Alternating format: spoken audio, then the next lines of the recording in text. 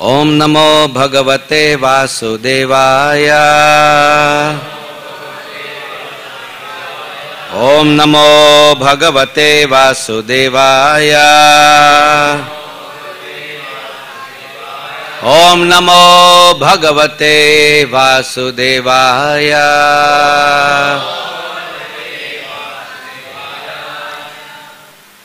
Reading from Srimad Bhagavatam, Canto 11, Chapter 14, entitled Lord Krishna Explains the Yoga System.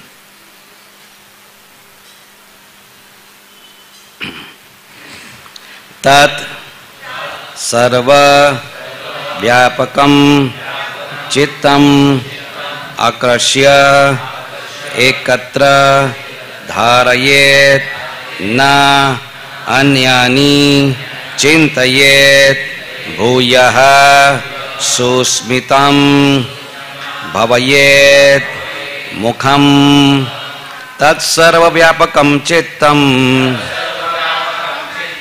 Akirshya Kritak Dharayet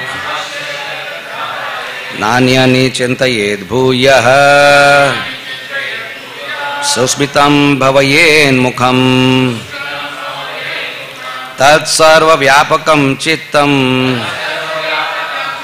Akirshya Katra Dharayet Nanyani Chintayet Bhuyaha Susmitam Bhavayet Mukham Tat Sarvam Vyapakam Chittam Akirshya Katra Dharayet Nanyani Chintayet Bhuyaha Susmitam Bhavayet Mukham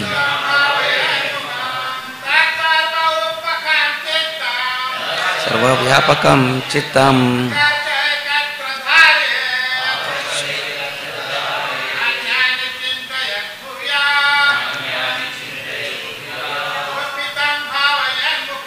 Susmitam Bhavayet Mukham Tat Sarva Vyapakam Chittam Akarshe Katra Dharayet Nanyani Chintayet Bhuyaha Susmitam Bhavayet Mukham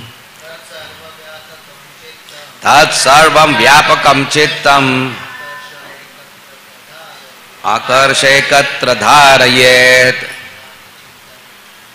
Nanyani Chintayet Bhuyaha Susmitam Bhavayet Mukham. Ladies, Tat Sarvam Vyapakam Chittam Akarshe Katra Dharayet Nanyani Chintayet Bhuyaha Susmitam Bhavayet Mukham.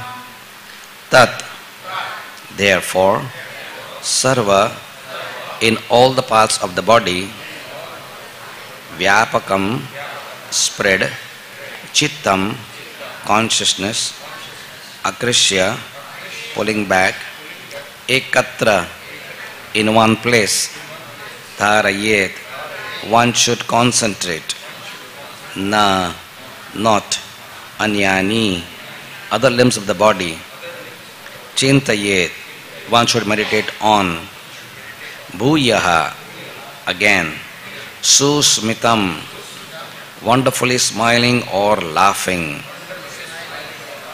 Bhavayet, one should concentrate on, Mukham, the face. Translation: one should then pull the consciousness back from all the limbs of that transcendental body. At that time, one should meditate only on the wonderfully smiling face of the Lord. Text 44. Tatra labdha padam chittam akrishya vyamani dharayet tacha chaktaktva madaroha na kinchidapi chintayet. Being established in meditation on the Lord's face, one should then withdraw the consciousness and fix it in the sky.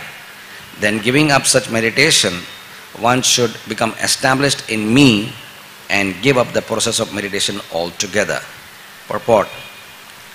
As one becomes established in pure consciousness, the duality of I am meditating and this is the object of my meditation vanishes, and one comes to the stage of spontaneous relationship with the personality of Godhead. Every living entity is originally part and parcel of the Supreme Lord, and when that forgotten eternal relationship is revived, one experiences remembrance of the absolute truth. In that stage, described here as Mad Aroha, one no longer sees oneself as a meditator, nor the Lord as a mere object of meditation, but rather one enters the spiritual sky for an eternal life of bliss and knowledge and direct loving relationship with the Lord. Uddhava originally inquired about the procedure of meditation for those desiring liberation. The word Labdhapadam indicates that when one fixes the mind upon the Lord's face, one achieves full liberation. In the post-liberation phase, one then proceeds to render service to the original personality of Godhead. By giving up the concept of being a meditator, one casts off the last small remnant of illusory energy and sees the Lord as He actually is. Om Jnana Timirandasya Jnananjana Shalakaya Chakshurun Militam Yena Tasmai Sri Guruve Namaha. Shri Chaitanya Manobhishtam Sthapitam Yena Bhutale Swayam Rupa Kadamahyam Dadati Swapadantikam Vandeham Shri Guru Shri Yuta Padakamalam Shri Gurun Vaishnavamscha Shri Rupam Sagrajatam Sahagana Raghunathan Vitam Tam Sajivam Sadvaitam Savadhutam Parijana Shahitam Krishna Chaitanya Devam Shri Radha Krishna Padan Sahagana Lalita Sri Vishakhan Vitamscha. He Krishna Karuna Sindhu Deenabandhu Jagatpate Gopesha Gopika Kanta Radha Kanta Namostute Tapta Kanchana Gaurangi Radhe Vrindavaneshwari Vrishabhanu Sute Devi Pranamami Hari Priye Vancha Kalpatarubhyascha Kripa Sindhubhya Evacha Patitanam Pavanebhyo Vaishnavebhyo Namo Namaha. Shri Krishna Chaitanya Prabhu Nityananda Sri Advaita Gadadhara Sri Vashadi Gaura Bhakta Vrinda. Hare Krishna Krishna Krishna Hare Hare Hare Rama Rama Rama Hare Hare.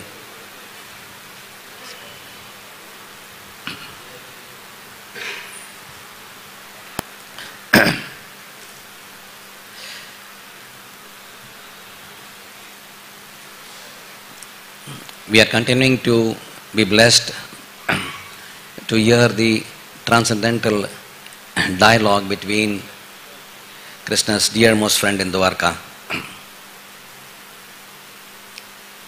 It's wonderful that Krishna reveals the highest truths to his best friends. He spoke the Gita to Arjuna, his best friend, also called the Lord is called as Partha Sakhe, and is revealing even more elaborately now, because there is no emergency, there is no fight, there is no stress. It's a friendly dialogue, but based on a relationship of submissive oral reception, asking questions, and the Lord is perfectly answering for Uddhava's benefit and for the benefit of all generations to come thereafter. So again, the best of dialogues is coming between two friends. Goyam Akhyati Parichhati. So, when senior devotees, spiritual masters are asked, when you people meet with your god brothers, what do you discuss? And when two friends who are deeply realized in Krishna consciousness, when they meet, we know what we talk when we meet, right? Prasad mein kya hai aaj? Usually we are on the Annamai platform, so we start off with basic, what's there for breakfast today, and like that. And maybe some Krishna consciousness here and there. But when great souls meet, the answer was given, they engage in soul-searching discussions. Soul-searching discussions. Right? Everyone is searching for things of this world. Right?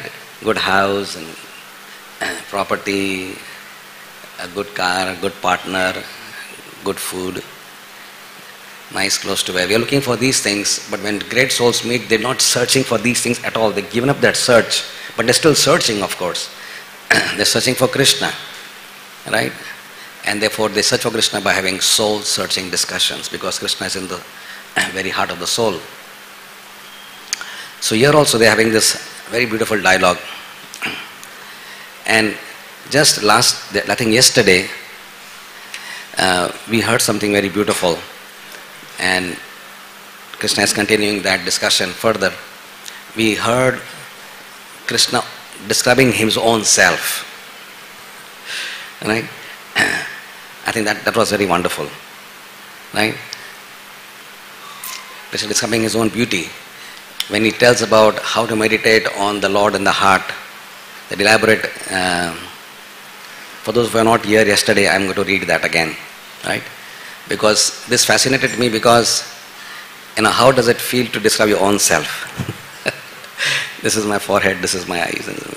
But Krishna is, he has no false ego, but describing himself. So, keeping the eyes half closed and fixed on the tip of one's nose. Please hear this carefully, because this is what is the core of the discussion. The chapter is coming to an end in 2 verses. So Krishna is concluding with something very essential. He's revealing that what is and what should be the object of one's meditation. Right? So, of course, it is not impersonal meditation at all, which is recommended by less intelligent people. As Prabhupada says, those with poor fund of knowledge, they will meditate on a candle or a chakra or a crack in the wall or the joint between 2 walls, X and Y axis. So then they will meditate on these sort of things, right?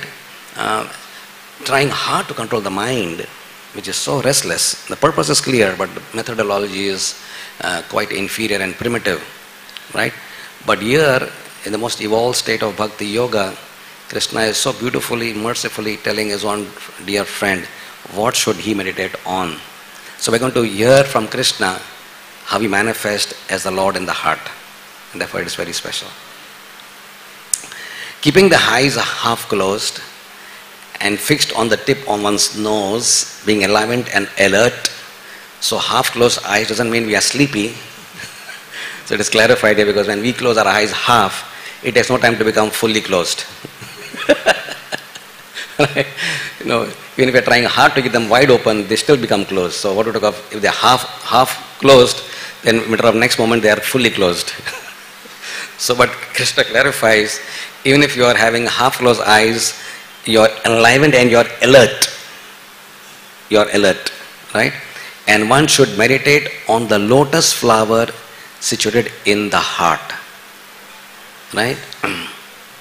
So all of us have an altar in the heart, right? Krishna is not there when we say he's in the heart, he's not within the pad of the bloody chamber of left ventricle or right ventricle. He's not there. That is not the heart we're talking about, right? This is not the gross heart with 4 chambers and 4 valves. No, right? This is a subtle existence of the Lord in the region of the heart, right? And is way beyond just the physical component of heart, what the heart, where the heart is. But in the region of the heart is Krishna, Riddhi Sanimishto. So heart is there, but not in that bloody mess. This lotus has 8 petals and is situated in an erect lotus stalk. One should meditate on the sun, the moon and the fire, placing them one after another within the world of that lotus flower. Placing my transcendental form within the fire, one should meditate upon it as the auspicious goal of all meditation. That form is perfectly proportioned every limb is perfect, right? Everything is perfect. Krishna is the, we cannot say the perfection of creation because he was not created. Somebody can say this is the perfection of creation. But Krishna was not created, so we cannot say he is the perfection of creation, but he is personification of perfection. Right?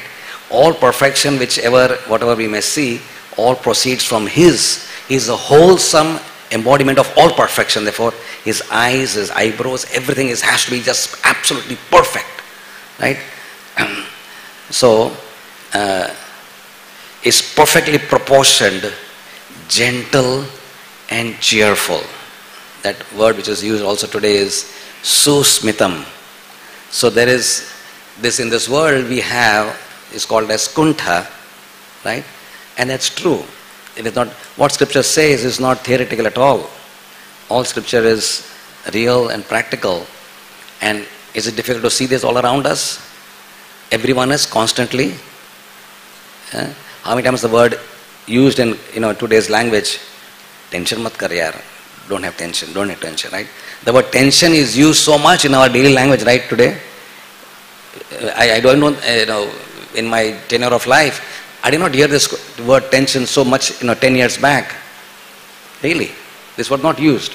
But in 10 years, in last 10 to 12 years, I can see that this word is used in practically every conversation with somebody else. Somebody is expressing his tension and somebody is saying tension mat kar. And the guy gets more tension out of that, because he doesn't know, you don't understand what I'm going through. You're just saying tension mat kar, but I'm going crazy with this loans and whatever else, my wife's problem or my mother-in-law's problem or whatever else, my joblessness and everything else, what is going on. There's so much tension in my life. But Krishna is not kuntha. He's not part of kuntha. He is part of Vaikuntha Jagat. So Krishna is never in tension. Never in tension. And if he is in tension about saving Arjuna's life from, say, the Kauravas, then it is transcendental anxiety. Right? But it's not like a tension like ours for his selfishness. It is always anxiety for somebody else whom he loves. Anxiety for Draupadi, anxiety for saving the Pandavas, anxiety for, doing whatever he's supposed to do to kill the demons and protect the Dwarkavasis, etc. So his anxiety is never selfish. Our anxiety is for ourselves most of the time. Or for those who are connected to us in that I and me concept. Right? But Krishna is always susmitam, always in his natural state, always smiling. Right? So we like to see people who are smiling, is it not? People who have a smiling face, they are very attractive. In this world, people who are, say he has a nice smile. We say sometimes, right? Or she has a nice smile, or he has a nice smile. So people who have a nice smile are always people who are more somebody who are more, attractive to look at. And somebody says,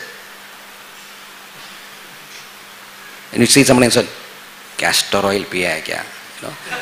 Right? So when you take castor oil, some Ayurvedic doctors will recommend castor oil for bowel care, right? It's a horrible taste, right? Said, but Krishna is always susmitam, always smiling. Therefore we like to see him. Because it is said Krishna's smile is so powerful that he has the power, if he meditated on that smile, to eradicate an ocean of tears.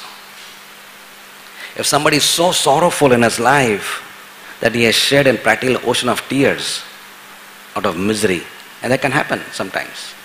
Not literally an ocean, but one can really cry over something very horrible happened in his life. But if somebody meditates on Krishna, on a smile, it is so powerful that there is a deep sense of solace. Therefore you will see that deities' faces are always painted with a smiling face. Right? And you'll love to see those deities. You go to, for example, years ago we had gone with Radhanath Swami to Eka Chakra. It was 1986. It was such a beautiful experience. And for the first time, that time Eka Chakra was not even so much frequented by ISKCON devotees. It was sort of not in the map of, it was a little far from Mayapur, 7 hours drive, etc. But then we beheld the deities of Bankim Rai, worshipful Ishtadev of Lord Nityananda, he had such, not he had, he has such a beautiful smile. You people remember? Remember his face? How many of you remember Banki Maharaj's face? Not so much, right? But next time you go to the form, you can see, any of our pictures. But he has a beautiful, beautiful smile. Very nice. He's just having a small topi and a nice smile. And he's really bent, banke. He's really banke. He's really bent in 3 places beautifully. Little extra bend is there. More than a normal bend. So a very nice smile. So that, and because the smile was so beautiful, even after so many years, I'm remembering him. And if someone were to ask me, which are the most beautiful deities in terms of the smile, I would probably say Banki Maharaj is the first. His smile is really captivating. So Krishna is susmitam, and therefore we should come in front of him, and so that even whatever anxieties we have, stresses we have, problems we have, just by coming to the Lord and seeing his face, his beautiful face, we feel, oh, it's not so bad. Your heart gets soothed. It's very soothing. It possesses 4 beautiful long arms, a charming beautiful neck, a handsome forehead, pure smile and glowing shark-shaped earrings suspended by 2 identical ears. So he has earrings also, but they are shark-shaped. I don't know why they are shark-shaped, but they are shark-shaped. There must be some reason why Krishna likes Makara Kundala. You see, this matches with, when we hear Bhagavatam, it doesn't, we don't see Tukaram Maharaj saying something else, right? So, they are saying the same person. So everything matches. It is not that, oh yeah, then something else, right? So what Acharya says in the Bhagavatam, what is said in the Bhagavatam so many thousands of years ago, what Tukaram Maharaj saw just 450 years ago, right? Makara Kundala Kasa Pitambara, right? So that spiritual form is the color of dark rain cloud, and is garbed in golden yellowish silk, right? That is what we call as Pitambara. This is Krishna's favorite dhoti color, right? And it may appear that, does he wear the same dhoti every day?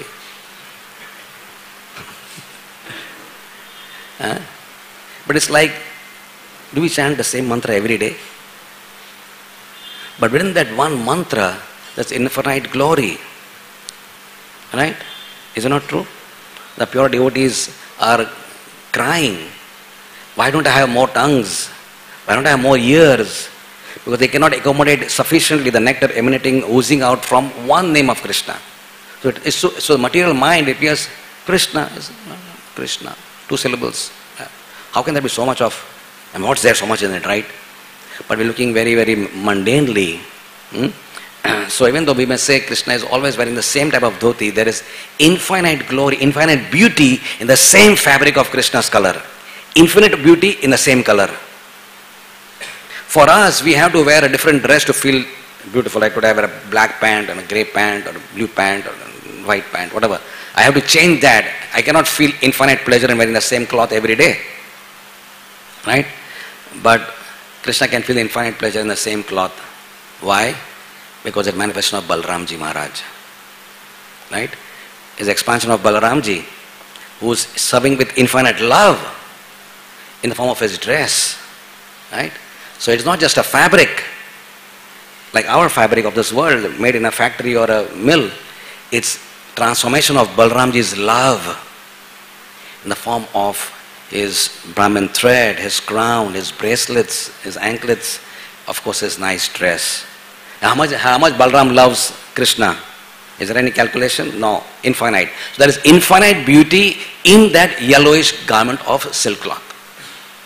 That is Krishna, right? Krishna is never static. Nothing in Krishna consciousness is static. It may be the same dress, the same leela, the same mantra, right? The same deity. But within that apparent oneness is infinity. It's one, but infinity in that one. It's mathematically not possible to understand this. Right? It cannot be explained by the mundane mind. How can there be something one and infinity in that one? But that is Krishna. He is Purna in that one. The chest of that form is the abode of Sri Vatsa and the goddess of fortune. And that form is also decorated with the conch shell, disc, club, lotus flower and the garland of forest flowers. The two brilliant lotus feet are decorated with ankle bells and bracelets, and that form exhibits the Kaustuba gem along with an effulgent crown. The upper hips are beautified by a golden belt, and the arms are decorated with valuable bracelets. All of the limbs of the beautiful form capture the heart. That is the point.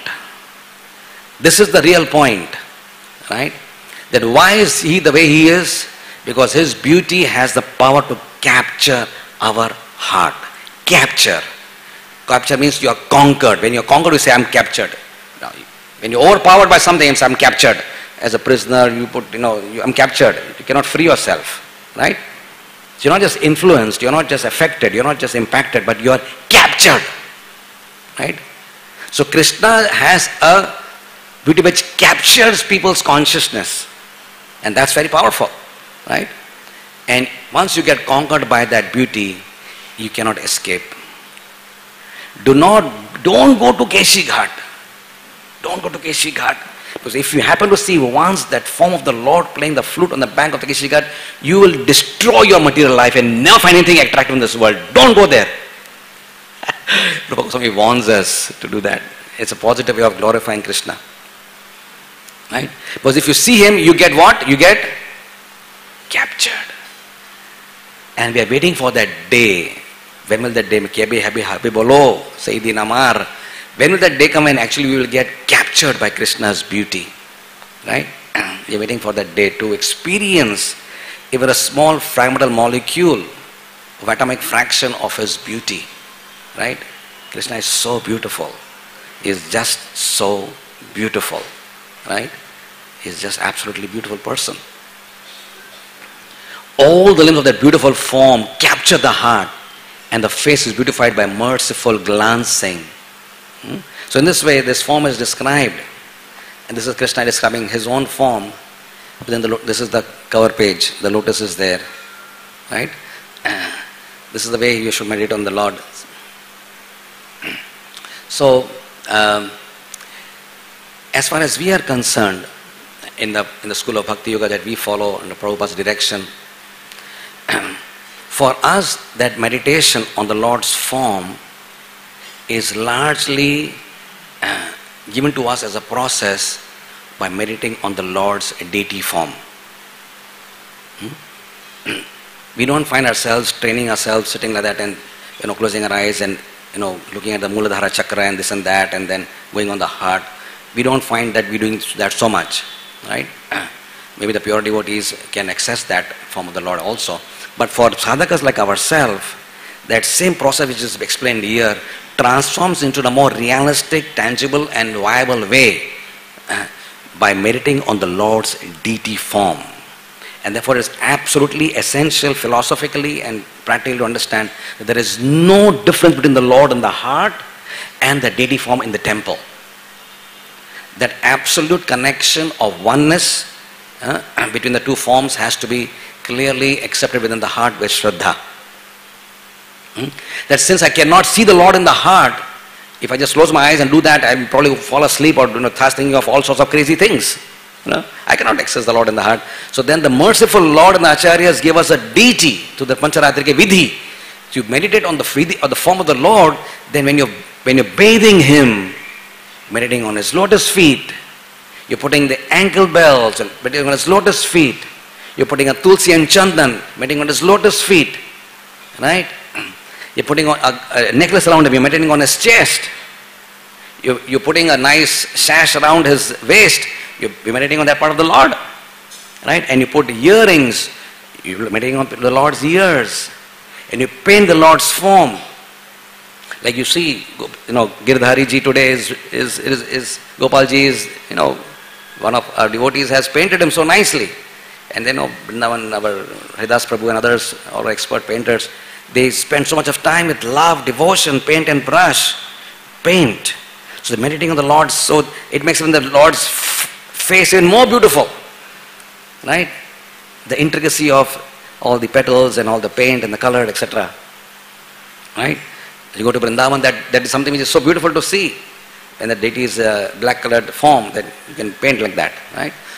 So in this way, we are expected to focus our attention very deeply when we see the deity of the Lord. It's unfortunate sometimes that we don't appreciate Krishna's presence in front of us in the deity form so well. It is unfortunate sometimes that we just come, and because we are, our bhakti may be oftentimes tinged with a mechanistic approach, right? So you offer obeisance, you stand up, offer, say pranam mantra and look at the deity form and then go to the next thing. But it would be so nice if you could allow the word is ekatra. The word ekatra is used there. What is ekatra?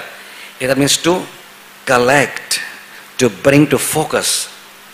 Ekatra is same as ekagrata. Ekatra, ekagrata is the same word, right? So when you look at the form of the Lord, right, you of course start with the lotus feet. We're supposed to collect the consciousness from all its diverse distractions and ekagra chitta banke, look at the forms of Lord's lotus feet, and then in this way, actually gradually, if we do that as a regular practice of looking at the Lord's feet with love and devotion and offering gentle, nice, good prayers. If we can offer those prayers, right? There was a competition years ago in the presence of Ramanujacharya when he was in South India. A competition, devotional competition, not like, boxing, fighting like that. Devotional competition. Who can write the maximum verses glorifying Krishna's lotus feet? Right? So all the Mahants and all the great people came to, they were writing elaborate Sanskrit poetry describing Lord's Ranganath Swami's lotus feet. Ranganath is the, one of the most prominent Ishtadevs of the Sri Sampradaya Vaishnavas. And who won the match? Ramanujacharya. He wrote 1,000 verses glorifying the Lord's lotus feet. Can you imagine? What realization? Only 2 feet, 5 fingers each, 5 toes each. And 2 heels and and his whatever. The Lord's whatever we see, the form. But the heart is filled with love. It doesn't see just the physical form of that. It exudes with so much of poetry came out from his heart. 1,000 verses glorifying the Lord's feet. So that's the power in the feet of the Lord. And therefore the Lord always, when the Lord sleeps, we have seen the Lord's hand is like this. He sleeps like that and his hand is like this. So he's telling us, we are told that mudra, everything has, the mudra, why the Lord does something is very special. So his hand is like this, that you meditate, you guys, you people, you devotees, my dear children, you meditate on this part of me. So his hand is like that, his hand is like this, and he's pointing towards his feet. He said, this part is most important for you. Right? So, yes. So by meditating on the Lord's feet, so much power, so much potency is there. Therefore, we could be a little more benefited if you extend our darshan and actually see gradually the Lord's form. And the devotees make so much of labor in putting that belt, putting that sash around, the kamarpatta, and all. The devotees make so much of pain to do that. Even appreciating that the pujari's devotional endeavor, the cloth, the type of endeavor it takes to make that cloth, stitch that cloth and make that dress. We just take it for granted. Oh, somebody did the dress and somebody put up the dress and somebody put the jewelry. It's over. But it takes months to make a dress. It takes months and months of devotees designing and making a dress. To appreciate the dress, the form, the necklace, etc. Right? So what happens by doing that? We feel a deeper sense of connection. This is called as yoga. This is real yoga. We're connecting to the Lord through our eyes, and through the eyes by offering prayers through our heart. Right? So we can connect to the Lord like that, to see. That's why we go to different places. Why are we just not satisfied looking at Gopinath? Gopinath is around, but still we go to see Sham Sundar, we go to see Vrindavan Chandra, we go to see Bhakya Bihari, we go to see we go to so many ISKCON devotees go to so many temples. Why? Because they want to relish the same Lord coming in different Advaitam Achyutmanadim Ananta Rupam. He is our Ananta Rupa. The same Krishna, Ananta Rupa he has got. Yes, he comes as Jagannath Puri, he goes as Jagannath. How much was the Lord relish in that? When we're supposed to follow in Lord's footsteps, talking about meditating on the Lord, we come to the temple of the Lord and offer prayers, and maybe in 5 minutes we are done, right? But Mahaprabhu Chaitanya was standing at the Garuda Stamba, right, for hours together. Hours together. I mean, we sometimes push, the pujaris push us, in Jagannath Puri, chalo, chalo, chalo, like that. But even if you were out to stand here for 5 hours, would we stand there for 5 hours? Pujari said, okay, you allow him 5 hours. Stand here only for 5 hours. We think it's like a punishment. I want to go and take prasad now.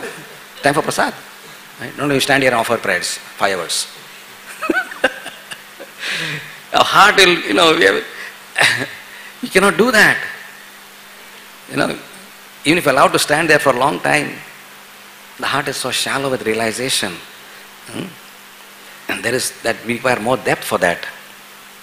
So much more depth of realization to stand from the Lord like Mahaprabhu Chaitanya, hours and hours and hours and hours, and never getting satiated. And when he cannot see that form, he just gets so upset, he goes to Alal Nath. So upset he can't see the Lord. Can't stay in this place. I'm haunted by the Lord's beauty. I will go in Alal Nath and stay. That is the type of attraction which the Lord had for Lord Jagannath. Right? He was captured by Jagannath's beauty. Mahaprabhu was captured completely by the Lord's beauty. Right? It was impossible to stay for 15 days without seeing the Lord. So these are the exalted states we're looking at. Right? But it at least starts with at least offering few more minutes of prayer and seeing the Lord's form. Now the next step, of course, is that when you're not in the temple, we talked about the Lord's form in the heart, and we brought him to the level of discussion where we see in the form of the deity. But you cannot be in the temple all the time. The brahmacharis may be a little more time, grihasthas even less time. Then what about that? So then we go even further. Acharyas even a further process. You can meditate on the Lord's name. On the name. The name is not different from the deity, and the deity is not different from the Lord in the heart, and the form of the Lord in the heart is not different from the original Lord in Golok Vrindavan. So, like Prabhupada was saying today during the morning class, he was saying that this name is imported. Prabhupada says the word imported. Because Narottam Thakur says Goloka Harinama Sankirtana. It's come from Golok Vrindavan. So, imported, Prabhupada said the word. Right? That means the holy name is not a part of the material world. It is not that material sound, Krishna, K-R. It's not an alphabet, K-R. It looks like material, right? We can put it into a name, K-R-I. But it is not mundane. It is not mundane. Right? It is transcendental. There are only two things in this world which come from the spiritual world in this world. Everything here is an exhibition of the illusory potency of Maya. Everything. All that we see in the 14 worlds and in unlimited universes is all a fantastic, powerful creation of the illusory potency. Everything consisting of 26 elements as analyzed by Sankhya Yoga people. Right? But there are only two things in this world which are so special, which are not derived from this world. They have come from the eternal world, the Nitya Jagat, Param Padam, and they come here too. Therefore they are most worshipable. This is the realization of Gaur Govind Swami Maharaj. What are those two powerful things? And they are coming here for only one purpose: for giving people of this world complete shelter. People in this world are shelterless. There is no shelter. What are those two things? The holy name and the Nitya Siddha devotees of the Lord. They are coming here. People like Srila Prabhupada, people like Thakur Narottam Das, the 6 Goswamis, etc. All our Parampara Acharyas, they are not a part of the Sadhana Siddha group. They are Nitya Siddha group. Right? So they have descended, and now along with who is descended? Nam. Purna Brahma. Nam is Purna Brahma. It's complete Brahma. Right? So these two are descended here, and if you just take shelter of the Lord's pure devotees, the shelter of the Lord's holy name, it's a perfect process. You don't have to go anything beyond these two things. Chant Hare Krishna mantra and serve those devotees who instruct you. That is the summum bonum, the crystallized essence of all the scriptures which were ever written or will be ever written in the entire creation. And nothing beyond this. There's just nothing beyond. The millions of slokas ever composed, all this ever written by Srila Vyasadeva, there will be nothing beyond these two things. What is that?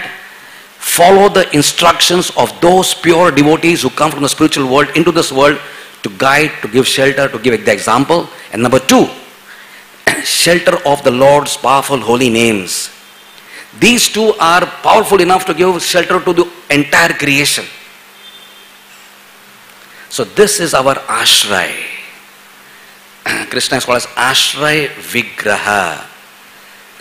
And Bhakti Thakur says, Namashraya kori jotana tumi takhan apana kaje. Right? So by just doing Nama Ashraya and Guru Pada Ashraya, everything is complete. Everything is complete in just two things. Sri Guru Pada Ashraya and Sri Nama Ashraya. So the more and more our heart evolves, heart has to evolve. The heart evolve means the consciousness has to evolve. That's the only thing which evolves. The bodies don't evolve as per nonsensical Darwinian theory. The bodies don't evolve from one to the next. Only consciousness evolves. Bodies cannot evolve. Bodies are all designed, fixed structures by Brahma. No mutation, all this nonsense, not there. Right? So the consciousness evolves. But consciousness evolves also in one life. It is not that from one life to the next you go to the heart.